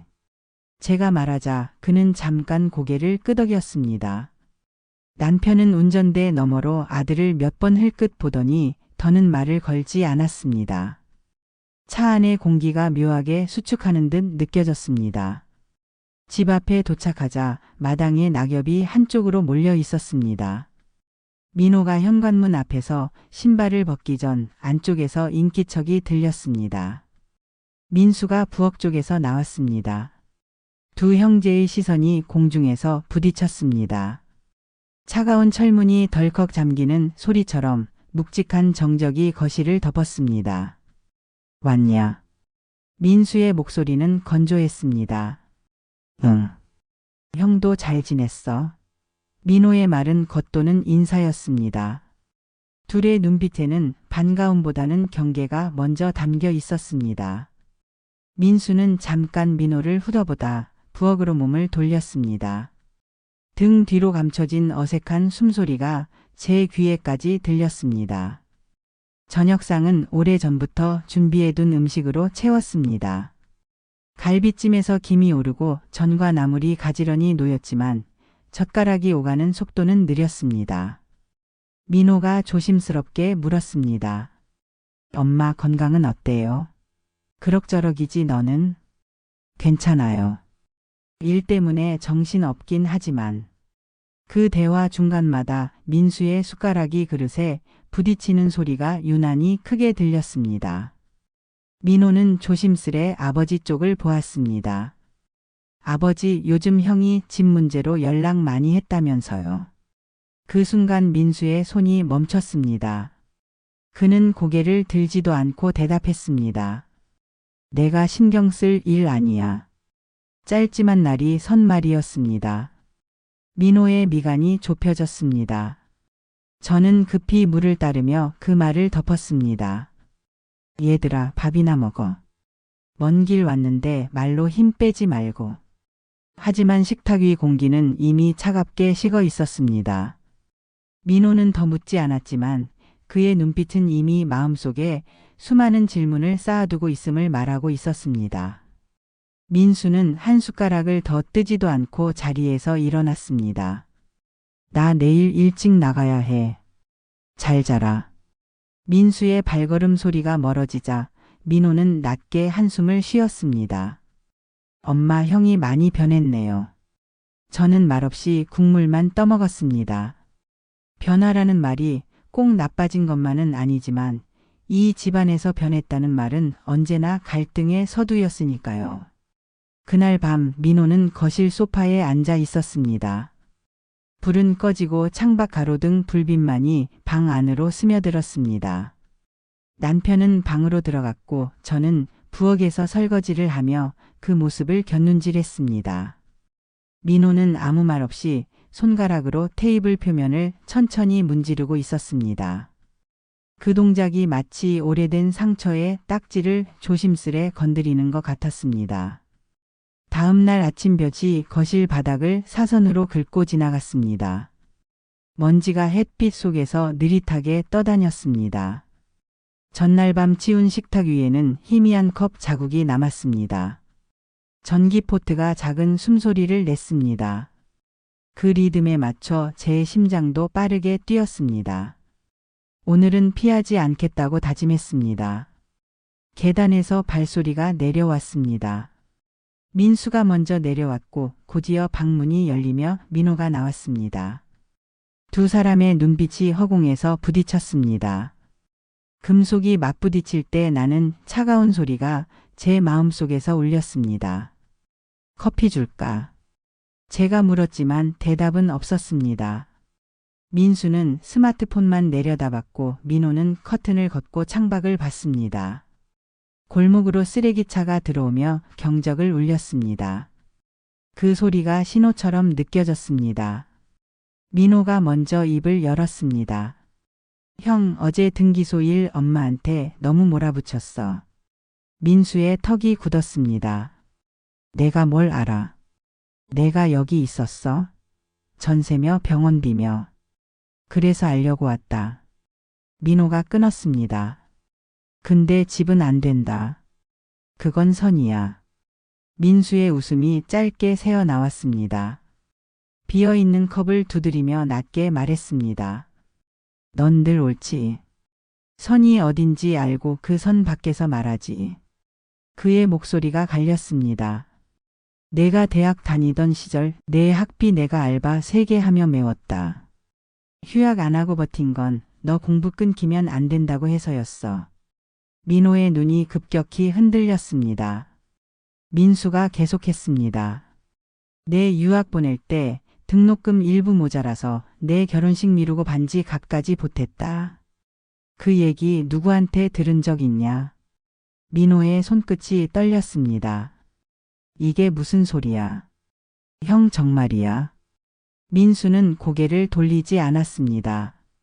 내가 새 차 뽑던 해 아버지 허리 수술비 모자라서 내 차 팔았다. 그때도 버틸 놈은 나였거든. 그 말에 제 마음이 함께 내려앉았습니다. 저는 오래전 장면이 떠올랐습니다. 민수의 손등에 얼룩처럼 남았던 세차 알바 때의 상처 자국. 그 자국이 그날 이후 더 깊어졌다는 걸 그제야 다시 봤습니다. 민호의 숨이 길게 뱉어졌습니다. 그는 고개를 떨구었다 들며 형을 바라봤습니다. 형 미안해. 그걸 전혀 몰랐어. 아니 알려고 하지도 않았던 것 같아. 민수는 입꼬리를 비틀었습니다. 미안? 고맙다는 말은 안 해? 명절마다 보냈던 과일 상자처럼. 그의 손등 힘줄이 도드라졌습니다. 넌 늘 멀리 있었고 나는 불 꺼진 집을 지켰다. 방 안 공기가 눅눅하게 내려앉았습니다. 멀리 유학 간 민호의 사진 옆에서 아버지 전기장판 온도를 맞추며 밤을 새우던 민수의 등이 떠올랐습니다. 그때 남편이 방에서 나왔습니다. 그만하자. 그의 얼굴에는 한밤의 그늘이 남아 있었습니다. 지금 필요한 건 서로를 세우는 말이다. 그러나 민수는 아버지를 스쳤습니다. 아버지는 평생 누구 편이었습니까? 남편의 어깨가 미세하게 내려앉았습니다. 그 순간 편애라는 단어가 바람처럼 스쳤습니다. 저는 숨을 깊게 들이켰습니다. 민호가 울던 날의 상장, 민수의 발목에 감은 붕대, 상장과 붕대에 대한 시선, 그것을 바라보던 길이의 차이가 오늘의 골을 만들었을지 모릅니다. 내가 잘못했다.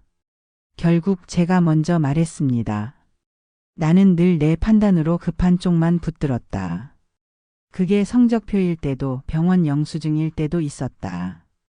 그러다 한쪽은 버팀이 되고 다른 한쪽은 기대가 권리가 됐다. 민호의 눈이 젖었습니다. 민수는 여전히 굳어 있었지만 그 눈빛 속에 오래된 울분이 조금 가라앉는 게 보였습니다. 오늘 저녁에 다시 앉아. 제 목소리는 낮았지만 곱게 올라갔습니다. 집에 관한 일은 오늘로 끝낸다. 내가 정하겠다. 창밖에서 바람이 일어마당 낙엽을 한 번에 몰아갔습니다. 저녁이 오면 이 집의 중심을 다시 세울 것입니다. 저녁이 가까워오자 거실 안 공기가 천천히 가라앉았습니다. 부엌에서 국 끓는 소리가 은근하게 번지고 있었지만 식탁 위에는 젓가락 하나 놓이지 않았습니다. 오늘은 식사가 먼저가 아니라 말이 먼저여야 했습니다. 저는 서랍 앞에 서 있었습니다. 그 서랍은 지난 수십 년 동안 거의 열어보지 않은 곳이었습니다. 낡은 서류 봉투들이 층층이 쌓여 있었고 그 사이에서 오래된 봉투 하나를 꺼냈습니다. 봉투 겉에는 단순히 기록이라고만 적혀 있었지만 저한테는 부채처럼 남아있던 기억이었습니다. 식탁에 앉은 두 아들 앞에 봉투를 조용히 내려놓았습니다. 민수와 민호 둘 다 시선을 그 봉투로 모았습니다. 저는 봉투를 열어 안에 들어있던 것들을 꺼냈습니다. 오래전 병원비, 카드 명세서, 유학 등록금, 송금 영수증, 사본, 그리고 아버지 수술비 일부가 입금된 통장 내역. 날짜와 금액, 그리고 당시의 제 마음이 그대로 박혀있는 증거들이었습니다. 민수야 내가 알바 3개 하면서 메웠던 병원비, 결혼식 미루고 보탰던 유학 자금, 내 차 팔아 마련한 수술비. 그동안 고맙다고 말하면 너한테 그 이후로도 더 큰 짐을 지우게 될까 봐 그 말 한 번을 삼켰다. 그런데 그게 더 큰 잘못이었더라. 민수는 한동안 아무 말도 하지 못했습니다. 손가락이 살짝 떨렸고 시선이 봉투 속 종이 위를 떠돌았습니다. 민호도 말을 잃은 채 형과 봉투를 번갈아 바라봤습니다. 저는 숨을 고르고 결단을 꺼냈습니다. 냉정하게 들릴지 몰라도 이 집은 팔지도 주지도 않겠다. 너희가 아무리 필요해도 이 집은 너희 아버지와 내가 지켜온 마지막 울타리다. 그 울타리를 허물면 우리 셋 다 무너진다. 민수의 표정에 복잡한 빛이 스쳤습니다. 반박이 목 끝까지 올라온 듯 보였지만 그는 꾹 삼켰습니다. 대신 앞으로 내 삶이 더 무너지지 않도록 늦지 않게 돕겠다. 대여금 상환 계획은 내 형편에 맞춰 조정하자. 갚는 기간, 금액 다 같이 맞춰서 너를 짓누르지 않게 할 거다. 민수는 봉투 속 종이들을 천천히 바라보다 숨을 길게 내쉬었습니다. 그 표정에는 여전히 지난 세월의 그림자가 남아 있었지만 아주 작은 결이 풀리기 시작한 것 같았습니다. 저는 그 표정을 놓치지 않고 덧붙였습니다. 민수야, 내가 이 집을 위해 해준 것 나는 평생 잊지 않는다. 그리고 이제야 말하지만 고맙다. 민수의 눈동자가 번쩍 흔들렸습니다. 잠시 후 그는 시선을 내려 식탁 표면을 쓰다듬었습니다. 그 손끝이 묘하게 가벼워 보였습니다. 밖에서는 바람이 잦아들고 마당에 낙엽이 한쪽으로 고요히 모였습니다. 저는 마음속으로 다짐했습니다. 오늘의 이 결심이 우리 셋을 다시 한 울타리 안으로 불러들이는 시작이 되기를. 다음 날 민수에게서 연락이 왔습니다. 엄마, 병원에서 뭔가 결제된 게 있다고 하네요. 그의 말끝이 흔들렸습니다. 저는 대답했습니다. 그럼 같이 가서 확인하자. 마음 한구석에서 누구의 손길이 미리 닿아 있을지도 모른다는 예감이 빗소리 사이로 고개를 들었습니다. 병원 회계창구 앞 공기는 약간의 소독약 냄새와 종이 먼지 냄새가 뒤섞여 있었습니다. 우리는 차례를 기다리며 서 있었습니다. 전광판이 우리 순서를 알렸고 창구 앞으로 나가자 직원이 모니터를 확인하고 고개를 들었습니다. 정수진 씨 보호자분 맞으시죠? 지난주 미결제 금액이 오늘 오전에 결제 처리되었습니다. 민수의 눈이 순간 커졌습니다. 카드 결제를 한 적이 없는데요. 직원은 고개를 저으며 화면을 돌려 보여주었습니다. 입금 항목에 낯익은 이름이 떠 있었습니다. 김민호. 제 심장이 작은 종처럼 한 번 울렸습니다. 영수증 출력해 드릴게요. 직원의 손길이 분주해졌고 프린터에서 따끈한 종이 냄새가 났습니다. 민수는 종이를 받아들고 한동안 숨을 쉬지 못하는 사람처럼 멈췄습니다. 검은 잉크로 인쇄된 숫자들이 그의 눈동자에 반사되어 흔들렸습니다. 민수는 영수증을 무릎 위에 올려놓고 두 손으로 모서리를 만지작거렸습니다. 종이 끝이 조금 구겨졌습니다. 어제 새벽 민호의 통화 조각, 식탁 위 휴대전화 알림창에 반짝임이 스쳐갔지만 사실을 길게 설명하지는 않았습니다. 누군가의 선의는 때로 짧게 말할수록 단단해집니다. 그럼 그렇지. 민수가 작게 웃었습니다. 그 웃음에는 스스로를 비웃는 기미가 더 많았습니다. 나는 어제까지 집에 매달려 소리만 질렀는데 민호는 말도 없이.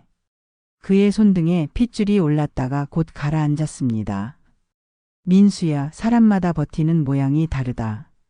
제가 천천히 대답했습니다. 누군가는 소리를 내야 버티고 누군가는 소리 없는 일을 해야 버틴다. 중요한 건 둘 다 무너지지 않게 서로의 버팀을 인정하는 거다. 말하고 나니 제게도 그 말이 필요했습니다.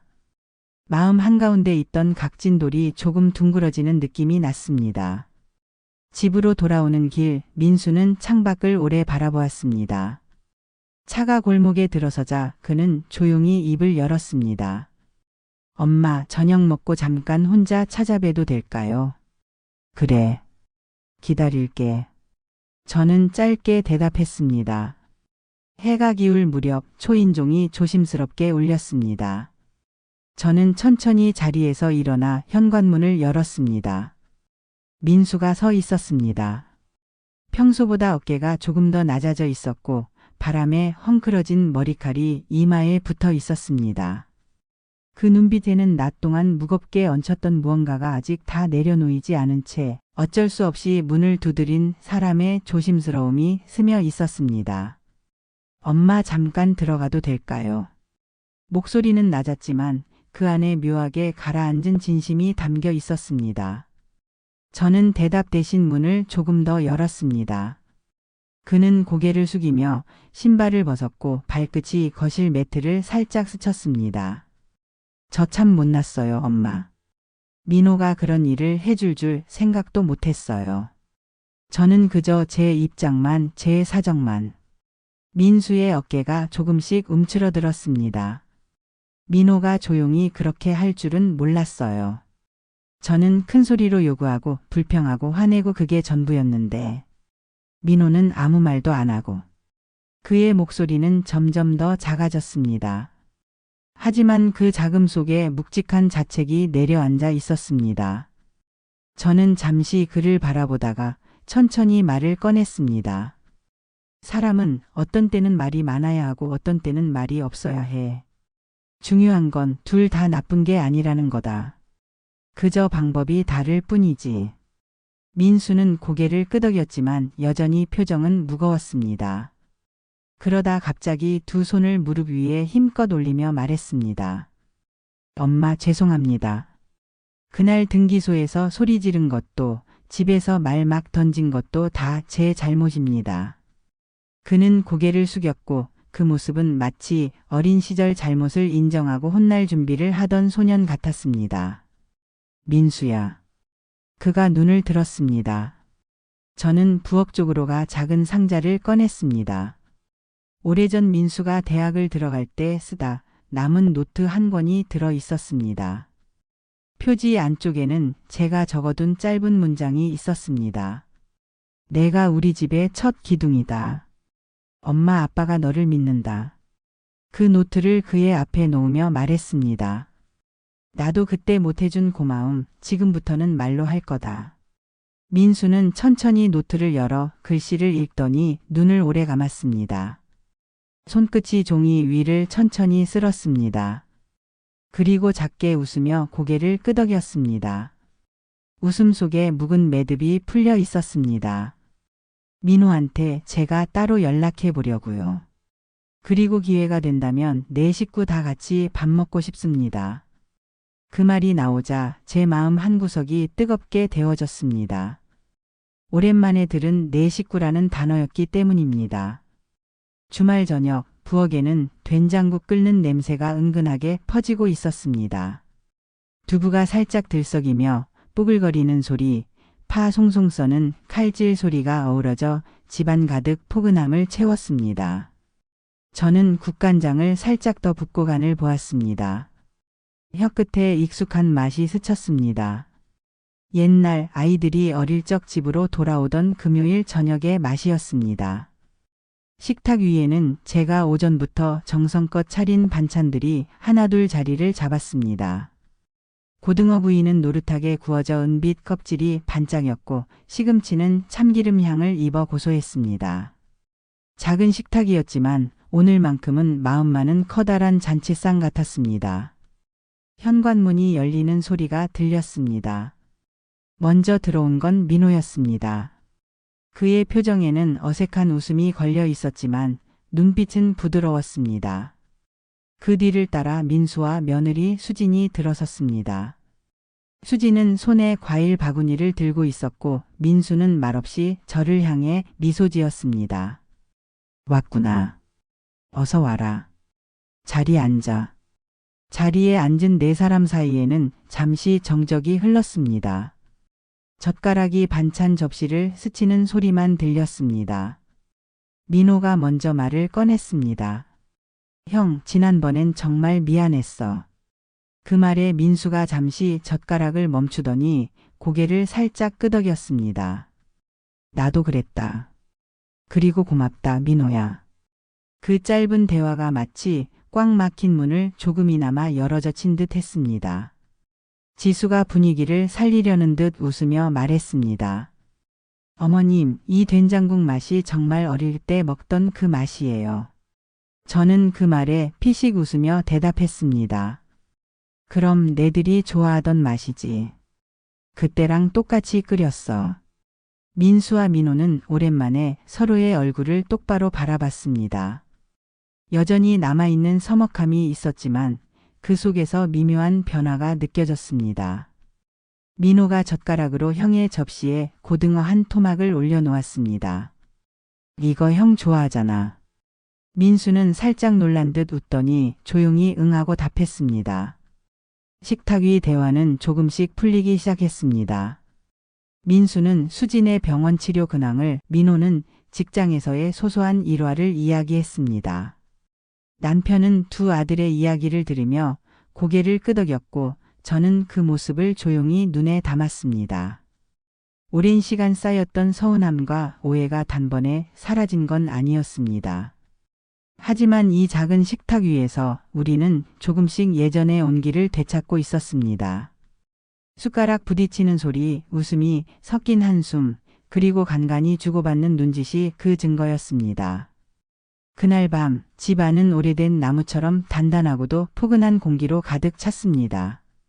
웃음과 대화가 오가는 식탁 향긋한 차향이 도는 거실, 그리고 창밖에 피어있는 봄꽃.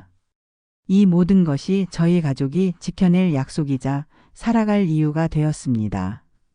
그리고 저는 속으로 다짐했습니다. 이 집이 우리 모두의 안식처로, 그리고 다음 세대에게 이어질 뿌리로 남게 하리라. 바람에 매와 꽃잎이 다시 흩날렸습니다. 그 순간 저는 알았습니다. 우리의 봄은 이제 막 시작됐다는 것을.